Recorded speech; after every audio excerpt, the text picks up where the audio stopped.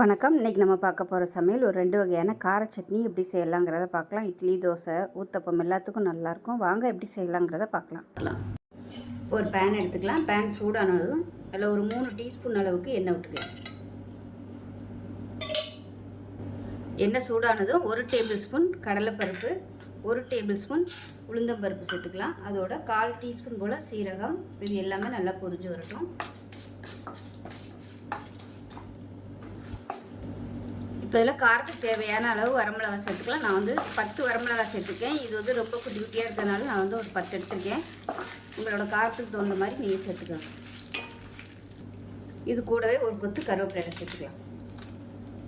நல்லா ஃப்ரெஷ்ஷான கருவேப்பிலையாக சேர்த்துக்கோங்க. இப்போ இது எல்லாமே நல்லா ப்ரௌன் கலரில் வர ஆரம்பிச்சிருச்சு. இதில் மீடியம் சைஸாக ஒரு 4 தக்காளி பொடியாக கட் பண்ணி வச்சுருக்கேன். இதை சேர்த்துக்கலாம். இப்போ இந்த தக்காளி தேவையான உப்பு சேர்த்துக்கலாம்.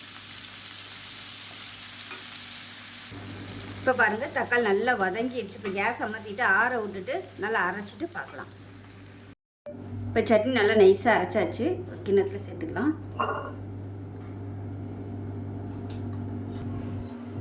இப்போ மிக்ஸி அரைச்சிட்டு தண்ணி சேர்த்துக்கலாம். இந்த சட்னி வந்து தண்ணியாக இருந்தால் தான் நல்லாயிருக்கும். எப்பயும் போல் கடுகு, உளுந்து, பெருங்காயம், கருவேப்பிலை போட்டு தாளித்து கொட்டினோம்னா அருமையான சட்னி ரெடி ஆகிடுச்சு. இட்லி, தோசை, ஊத்தப்பம் எல்லாத்துக்குமே சூப்பராக இருக்கும். இந்த சிம்பிளான சட்னி செஞ்சு பாருங்கள். செஞ்சு பார்த்துட்டு எப்படி வந்துச்சுங்கிறத சொல்லுங்கள். வீடியோ பிடிச்சிச்சுன்னா லைக் பண்ணுங்கள், கமெண்ட் பண்ணுங்கள், சேனலை சப்ஸ்கிரைப் பண்ணுங்கள், பக்கத்தில் உள்ள பெல் பட்டனை ப்ரெஸ் பண்ணி. இப்போ ஒரு பேன் எடுத்துக்கலாம். தேவையான அளவுக்கு எண்ணெய் விட்டுக்கலாம்.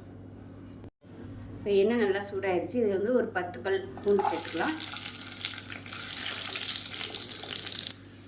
மீடியம் சைஸாக 2 வெங்காயம், பெரிய வெங்காயம்.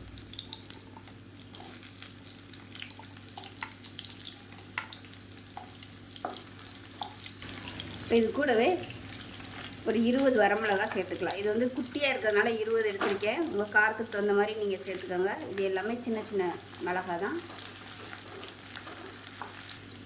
இப்போ ஒரு சின்ன துண்டு புளி சேர்த்துக்கலாம். மீடியம் சைஸாக 2 தக்காளி கட் பண்ணதை சேர்த்துக்கலாம்.